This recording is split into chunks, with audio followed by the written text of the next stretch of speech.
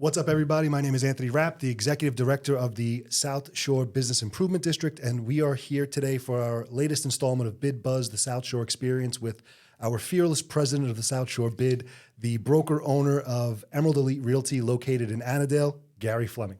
Hello, Anthony. How are you? Good to see you. Thank you so much for being here with us. We appreciate this. As being the president of the Business Improvement District, this is something that was voted on by the board and something that's brand new. We're pioneers in the space, quite frankly.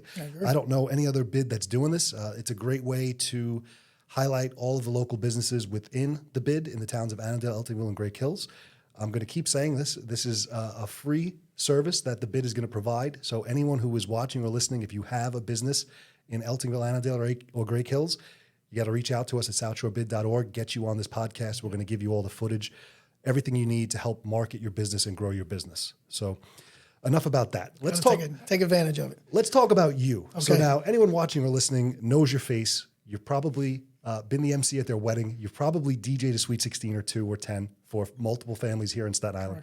So before we get into the bid and Emerald Elite Realty, let's talk a little bit about your history. Oh boy, my history. I started in the entertainment business when I was 13, 14 years old. Started doing mixes, making tapes for my friends and family. Mixtapes. We're old, and we know that. We are old. That kind of turned into an actual business where I said, "Hey, listen, I want to be a DJ." My mom and dad went out, bought me all the equipment, invested in my future, and said, "Yeah, this guy can do this." But I was always in the entertainment field. I had no problem being in front of crowds or my family. I would do magic shows. Well, that's why you're the perfect guest, because I know that you're going to end up leading the interview, and I can just stand here.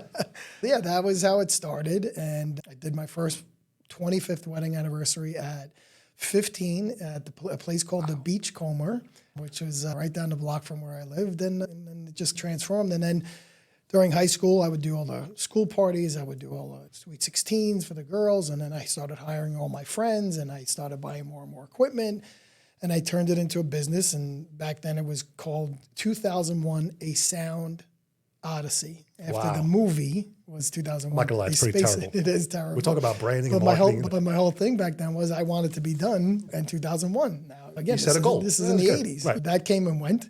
And then throughout the years after high school, I was also really into photography. I'd gone to photography school, took some classes. My family then decided, let's invest in him again. They're just throwing a lot of money at you. Must be nice. Last kid, you're very spoiled. That's true. I agree. So, and we opened up a photography studio, Emerald Studios in Eltingville. Which anyone watching or listening, again, much like the Sweet 16 and wedding scenario, odds are good that you've been in that studio in Eltingville and had your face done when you were a kid, when you were Christmas getting your portraits, communions, right, confirmations, everything. Because that's another staple in the community. Yeah, we were there 35 years. 35 years. Yeah, wow. So I was doing the DJing, and then I was running the photography studio, taking pictures during the week, and then hiring my wedding photographers to do the weddings. And again, it just all went together. We were one-stop shopping. My brother did video, so everybody knew Emerald Studios. They do everything, DJ, photo, video. So it worked out really well. Digital era came, and everybody who went out and bought a digital camera, film, that bucket of water, whatever the hell that's called. I used to develop and all that. And everybody became a photographer. So it was very hard to compete with that when there was no cost to it. So if you had a digital camera, you could an iPhone. You could take thousands and thousands of pictures, never pay for developing or anything. And it was a little bit more to keep up with. But at the same time, I was doing that for 30 years, and I was like, you're an expert in it. Yeah, but I was just like, you know what? I always feel like if you don't love it anymore, then you shouldn't do it. And that's what any of my business is. Right. I met with a friend of mine who sat me down and said, "Where do you want to go?" And he said, "You'd be great as a real estate agent." I really didn't know much about real estate business. Listen, we own real estate. Everybody is a real estate agent. Right. You own your house. I own my house. And we've gone down that path with other people. And he said, your network of people is large. Right. So use that to your advantage. I took a shot, and I did it. And so when did Emerald Elite open? So Emerald Elite opened about a year and a half ago. So I was very fortunate to get in right before the whole boom of the real estate world. I got my license, and I was also able to achieve getting my broker's license, having enough sales and having all the credits, and then taking the exam within my first 2 years, which is now typically what does that take? Just so everyone understands. Listen, It depends on how many sales you have. Right. But So if you're you don't- allowed to say you did a good job. I'm not patting myself on the back, but I am. Right. But there are people that could be a real estate agent for 10 years and not have enough sales under their belt. Correct. I was able to achieve that Right. by using my network of people. Right. From there, I said, you know what? I'm going to go out on my own. I kept going back and forth with the name. What am I going to call it? And this, I'm like, A nice Italian name. yeah, a nice Italian name. And then I said, why not just take the Emerald Studios name and Right. Which keep is already it branded and people attached to know. me, where they say, oh, Gary from Emerald. That's literally how I'm known by people. Gary from Emerald or Gary the MC. That's how people know me. And I said it would be stupid not to. So I went over Emerald Elite Realty. And like I said, we opened up in Annandale. We still have our building. My family still owns a building in Eldingville. So we have our ties there as well. So you've been ingrained in the bid even before you knew what the bid was, because yeah. the bid was founded in 2015. It was spearheaded by then Councilman Vincent Ignizio, also with some help from the SIEDC, but a building in Eltingville that's been there forever, 35 years in business. Then you expanded into Annandale, and then somehow you got caught up and involved with me being your friend. And I said to you, listen, we have this great thing called the bid, and you were asking about the services and everything we provide, and you liked it, you jumped on board, and the rest of the board members actually like you for some reason as well, because then you were voted the president. So you've been the president of the bid for now 3 or 4 years. I think it's 4 years. 4 years. We had COVID in that, so I forget. So for 4 years, you've now been the president of the bid. We both know this, and I'm okay saying this. There are still businesses that reside within the towns of Annandale, Eltingville, and Great Hills that don't know what it is. Yep. And you know what? We should be embarrassed, but I'm not, because we're using this platform to get it out there. So there are still businesses that don't know, but there are a lot more that do know now than did in the past. Yeah. So talk about not wearing your hat as the president. Talk about you as the business owner in 2 locations, really. Over the course of the last 8 years, you've had businesses in Annandale and, So talk about some of the things that the bid does that are beneficial to you as a business owner. Again, having both locations and having to deal with both locations, we want to keep our tenants, that we have them in our building in Elting, but we want to keep them happy. Right, because I forget, commercial building. What are the needs of those people? What are the needs of the other business owners? And those needs are keeping the town clean, keeping it secure, making sure that something happens, we can help them. And you know what? Also involving the community. That's another big thing. Besides, the business owners needs that community in order for them to shop in their places. So if we can incorporate the community and bring them together along with the business owners, I think that's great. And then that's what the bid is all about. You actually were one of the people at the most recent board meeting that banged the gavel and said we're going to buy more garbage pails. So talk about some of you mentioned cleanliness, you mentioned additional marketing, but talk about, if you can just identify each of those and what you feel is important about all the services the bid provides. Listen, the garbage pails, I know it may seem silly to some people, but you don't realize how fast these things get used and filled. And, you could say it. What slobs people up. Right. That's all right. But it's a good thing, because where else would they be putting it if they weren't there? That, to me, is important. Having the company that we have that goes around and cleans up and sweeps and gets rid of all the debris on the streets and the sidewalks on the curbs, that's important. Having the cameras in the towns, the surveillance cameras, to me, that is and we say that, safety. but and we're going to say it again, because I said this with Carmine, who was our guest last time. People don't know, and it's not, we don't promote it, but the reality is that we have our own intranet, and Mike Bloomfield would correct me because that's not the right term, but our own inner network of cameras that are directly paid for by the bid, housed in businesses in all 3 towns. And it's a direct line to the NYPD. And we've been called upon before to help and assist. And it's part of what we do. It's actually worked. Right. And it's behind the scenes, right? It's behind the scenes, but it's something where I feel like Batman, I've told you before. Something will happen. I get a phone call, rap, where's this? But the fact that we have that is something that, even though the general public may not know, it's still making everything safer and better for people to come and frequent the towns and enjoy themselves. And that you have to relay that to the business owners, that this is what we're doing. Now, again, going into the community. Obviously, your baby, the tree lighting. Yes. That's huge. What we're doing this weekend, the Taste of the Towns. I have my daughter today. She goes, oh, when is that again? How do I get my tickets? I say, this is what you got to do. People are excited about it. Yeah. And again, we've only been doing it a few years. So I just think as we do it more and more, everybody participates. Exactly. And then one of the other things that I like, as you said, the tree lighting is my baby, but even something as simple as the holiday lights, right? There's something to be said. And did you grow up in Brooklyn? Are you a Brooklyn guy? My family, I know of what it is. But I'm saying, but there's something to be said when you grew up in Brooklyn and you took it for granted when you walked up Third Avenue, you see all the lights. You don't even know, most people don't know where they come from. Right. But the reality is that the bid is out there doing it, paying for it, and putting that up every year. Right. So even something as simple as holiday lights, and it doesn't matter what holiday you're celebrating, it's just creating an ambiance of welcoming, creating an ambiance of festive and holiday. Yeah. And it works because people come, they look, they like it, they walk through it, and they appreciate it. It makes the towns brighter. Listen, I remember when we did it the first year we did it, the comments we got on Facebook, Right. I can't believe it took this long. Right. And this is great. It's a good feeling that we had a part of that. Right. And selfishly, it's nice because when we drive around, it's like, oh yeah, we run these towns. But that's not it just feels, my wife sometimes will say, what's the matter with you? I'm like, I have to go check on the towns.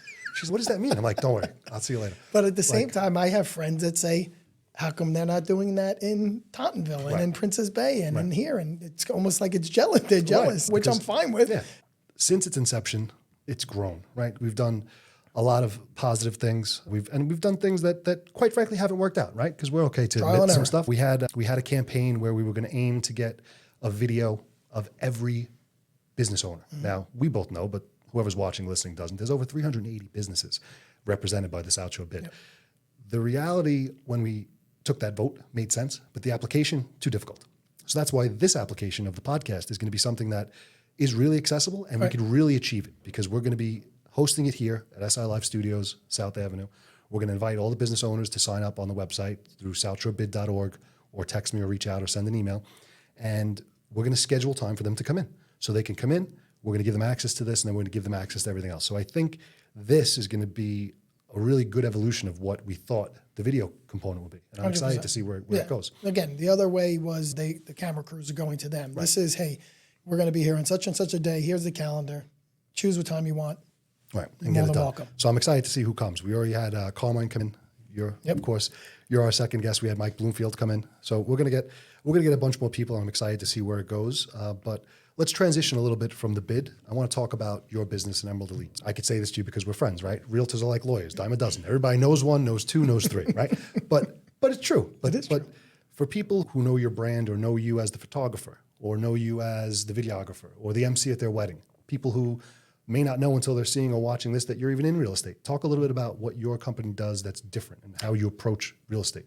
The way I feel I do it is I utilize my network, my sphere of influence, as they call it as well, and utilizing a lot of the technology that's out there. Right. So I'll never forget another real estate agent said to me after I had done a video of an AI. Right. I had an AI woman robot. I gave her an Irish accent, and she spoke about the house. Right. Now, what my thing is when I first started getting into this, I had a thing. I had the glasses thing, right? So I noticed that I stopped doing a lot of that, and I don't know if that is good or bad. Do I go that AI route where it's a spokesperson for Emerald Elite Realty, a Irish-looking woman with red hair and an Irish brogue, talking about the houses? Yeah, it's a great concept, but I don't know if anybody's ready for that yet. Right. But you know what? But the kid saw me. He goes, bro, that was the greatest thing I've ever seen. Right. He goes, you're like on the cutting edge. Right. And that's what I do. I try to do that. I try to stay up to date with everything, even Chat GPT, right? So people don't understand. Yes, it may not be me saying that, but it's my thoughts of how I want to present it. Right. And I get called out on it by my brother all the time. But it's efficiency. It is efficiency. That's what it is. And that's what it has to be. So now, instead of having to concentrate on that particular write-up or whatever it is, I could be doing something else at the same time. So it gives me more time to put towards going out, showing houses, getting buyers, getting listings. It all has to work together. And if it's going to make my job easier, I'm going to take advantage of it. Less friction always wins, right? That's just the mantra of the business world and of life. Of course. Less friction, you're always going to win. And especially in this market. Now, I'm not going to say, hey, I'm a seasoned real estate broker or agent, because again, I'm only doing this for 4 years. Right. In those 4 years, I've learned a ridiculous amount and how the market has changed. You also jumped in a very interesting time. Exactly. Right? Yep. I got in when it was normal, and then boom, it was insane. And then, again, it was my best year I've ever seen. And now I'm scared. And if somebody tells you they're not, they're lying, because you have over 2,000 agents in Staten Island alone. That's crazy. And there's only 800 houses available right now. How does that make sense? How do the numbers make sense? There's probably 3,000 lawyers. So I was right about that. Oh, no, Darn a absolutely. dozen. And again, and I know that because I also sat on the board of the Staten Island Board of Realtors for a couple of years. I sit on the committee that does the Realtor Expo. Right. And I just interviewed again to get back onto the board. So if you stay up with this, if you follow the market and understand everything, that you need to be prepared. Right. People that were selling 50 houses, they're not selling 50 It's not houses happening this anymore. year. So that's where it is a little scary. And I'm fortunate enough because I have another business. My wife works. We own real estate, so we have other incomes. How somebody would do it otherwise, it's scary. It's difficult, right? It's scary, yeah. So I'm glad you brought up the Cyborg Expo because I forgot about it. Just to your credit, and more importantly, just to talk about how it's important to go beyond just the day-to-day, right? So you don't have to be a part of Cyborg. You don't have to raise your hand and say, I want to be a part of the committee to put this expo together at the Hilton. So talk about that whole experience, Cyborg, how Cyborg is an intricate part of what realtors here on the island do, and then your involvement in that expo, which we had the pleasure of being there. It was very successful. So good for you. Thank you. So my whole thing with Cyborg is, listen, again, it's networking, but networking with your peers now. So now you're with other agents. Right. And you know what? You're their voice. Hey, we don't like this. We don't like that. All right, so let's see if we could do something about it. Right. So again, that's what a board is about. So president of the bid, right? We all sit there and we have our opinions. Some things get done, some things don't. But that's a whole part of being on a board. I like it, again, for the camaraderie and, again, having that. I've made so many friends just from that in such a short time. So I got on the board, and my first year of being a broker, people are like, who is this guy? First. So exactly.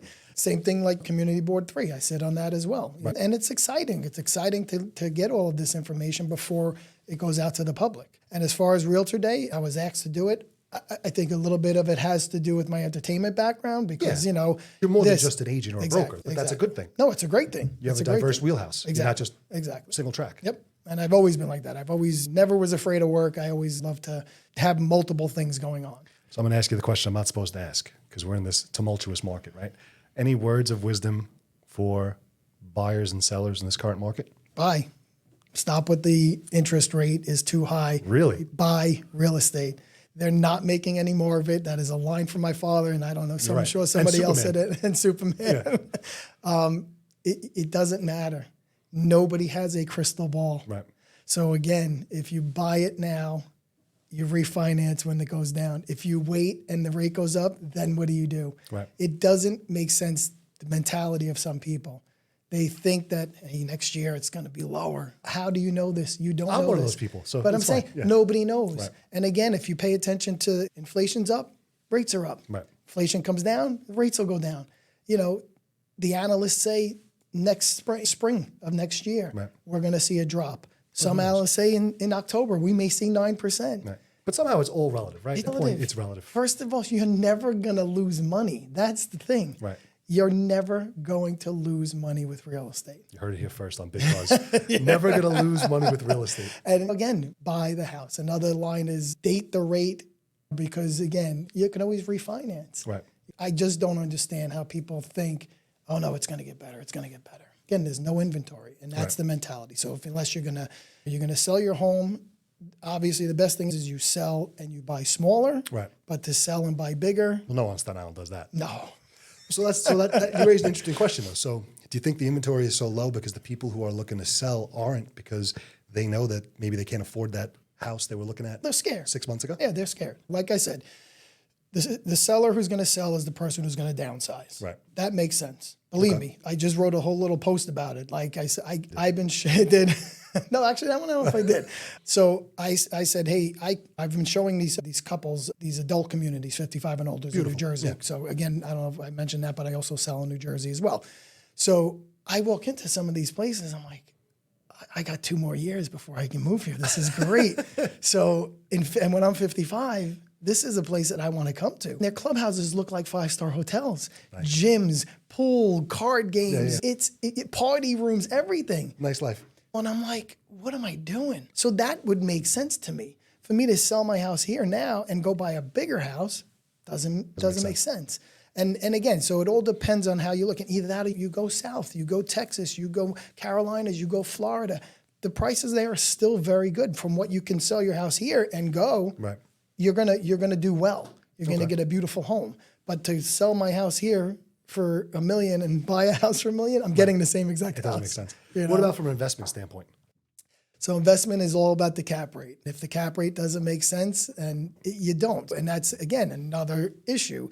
Is I have investors calling me say, "Hey Gary, this is what I can pay because this number has to make sense." So if that number is not over 5, 6, 7, years ago we saw cap rates of 10%. Then you're not seeing that now. Yeah. So now your cap rates are 3 to 5%, because again you're going to make more with that than you are by putting the money in the bank. Exactly. At 1%. That's why I was asking. Then right. again, unless you get the high yield accounts that they have Right. now. So Yeah, now we got to compete now they with got that. some wild stuff. Exactly. So, I told you 5.5%. not bad. I can't get it yet, but it's there. But you know what? there. It's right, exactly. And so that's what it is. Again, you can't take out a loan, a mortgage to buy an investment property. It doesn't make any sense at all. It'll take forever to get your money back, especially now with the interest rates.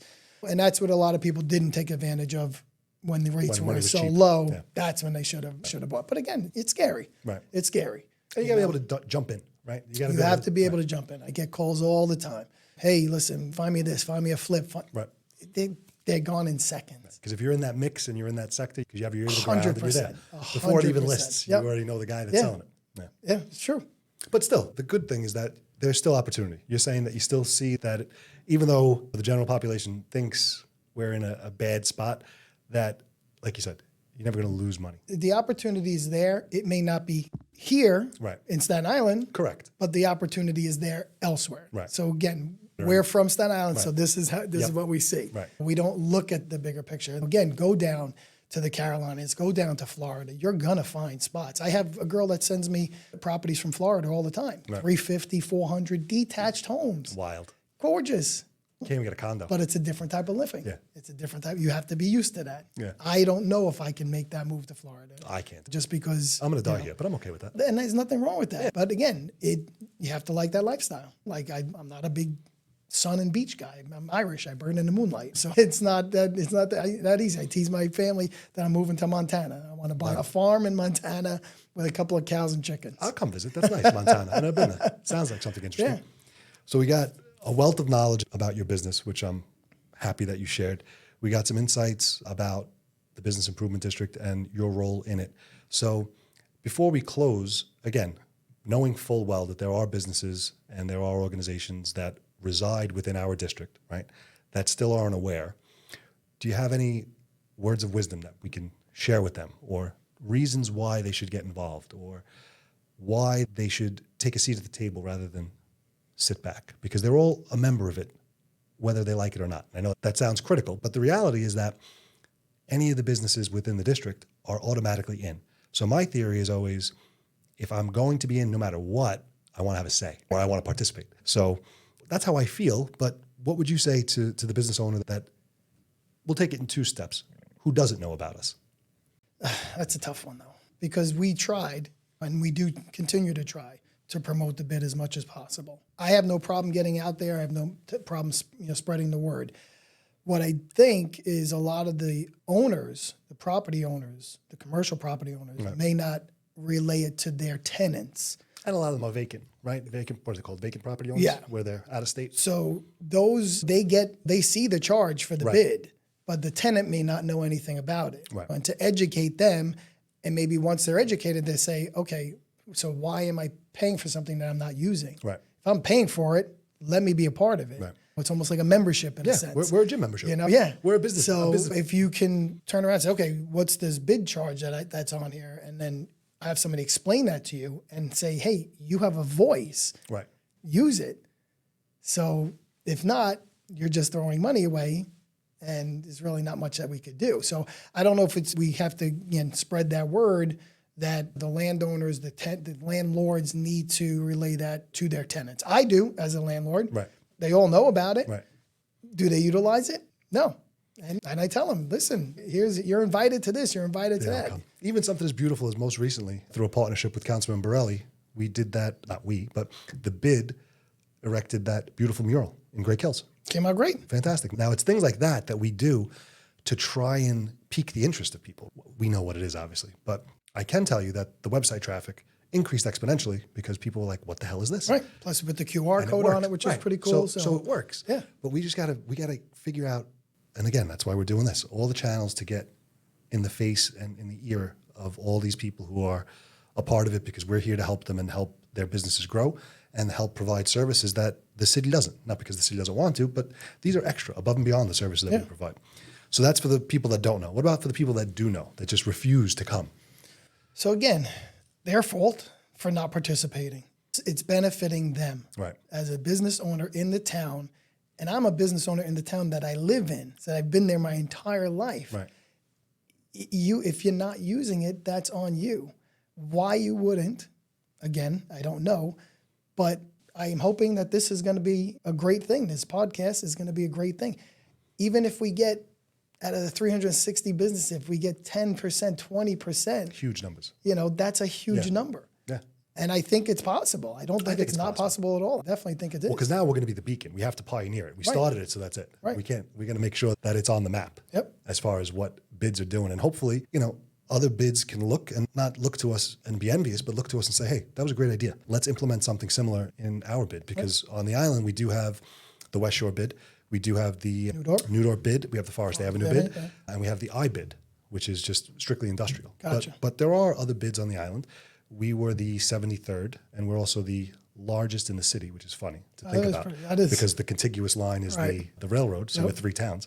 It's important that they know, and like I said, we want them to reach out to us. We want them to visit the website, be a part of everything that we're doing, because we're here to help them and here to assist them. Before we close, let everybody know about Emerald Elite. What are your handles? Where can we learn more about your brokerage? Facebook, Gary Fleming. That's my personal. Emerald Elite Realty. That's the Facebook handle. Emerald Elite Realty on Instagram. Gary_Emerald Elite on Instagram. I'm on LinkedIn. I'm on Twitter. And where can we see the website. signature removal? Those you're going to is see that only mostly. TikTok? Yeah, those are you're probably going to see mainly on Instagram and Facebook. So Instagram and that's Facebook are the signature glasses. removal. The and signature glasses removal. So, and then the website is emeraldeliterealty.com. EmeraldEliteRealty.com. They could also always walk into 885 Annandale Road. Always welcome. Right there. Perfect. Right there. All right, Gary Fleming, President of the South Shore Bid, broker owner of Emerald Elite Realty located in Annandale. Thank you so much for being here with us today to talk a little bit about your business and also the good work that the South Shore Bid is doing in the community. Anyone watching or listening, we encourage you to follow and share this content. Follow us at South Shore Bid. And until the next episode, that's a wrap. I appreciate it. Thank you.